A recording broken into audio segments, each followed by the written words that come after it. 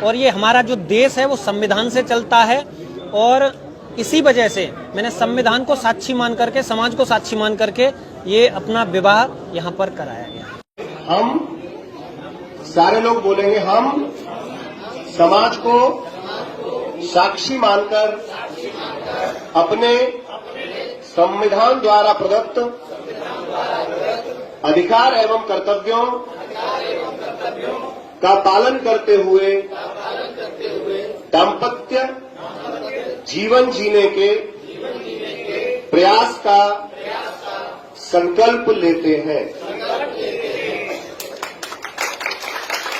ये संविधान की शपथ का जो चरण है वो यहाँ समाप्त होता है।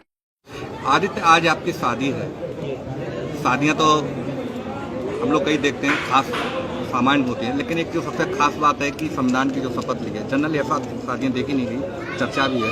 क्या कहना चाहेंगे? आपके दिमाग में ये आपके पिताजी से बात हुई, ये जो नया कॉन्सेप्ट है शादी में, ये इसके बारे में आप क्या कहना चाहेंगे? आजकल आपने देखा होगा कि समाज में शादियों के नाम पर तमाम तरह का खर्चा होता है जो कि फिजूल होता है। तो मैंने ये सोचा था और मेरे पिता द्वारा भी सोचा गया, मेरे परिवार द्वारा सोचा गया कि यदि हम शादी करें तो कहीं ना कहीं एक समाज को एक ऐसी दिशा दें जिससे कि जो इस तरीके के जो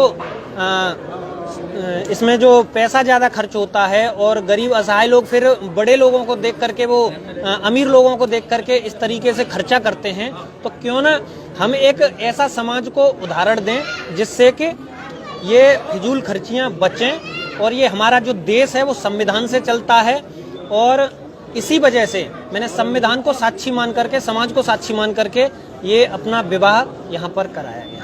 संविधान की शपथ आप कभी भी ले सकते हैं, लेकिन आपने शादी जैसे माहौल का समय क्यों चुना संविधान? मैंने आपको पहले ही बताया, ये जो देश है वो संविधान से चलता है और मेरी ये प्रबल इच्छा थी कि संविधान के अनुरूप ही हम अपने दाम्पत्य जीवन को लेकर के चलें। तो इसी वजह से संविधान की शपथ लेकर के एक नए ट्रेंड के तौर पर हमने ये शादी यहाँ पर की है।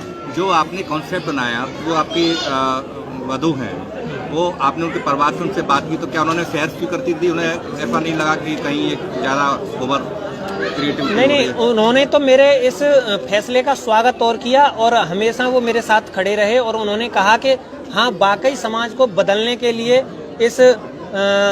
इस परंपरा को हमें ढालना होगा और इसकी मैंने शुरुआत। मैसेज क्या देना चाहते हैं? मैसेज में ये देना चाहता हूँ युवाओं को कि फिजूल खर्चियाँ की जो शादियाँ होती हैं, आपने देखा होगा कि जहाँ पर बैंड बजता है और जहाँ पर आतिशबाजी होती है वहीं प्रदूषण होता है और व्यसन के नाम पर शराब पी जाती है और तमाम तरह के व्यसन किए जाते हैं। तो मेरा युवाओं को एक संदेश है कि शादियों को हम इस तरीके से भी कर सकते हैं।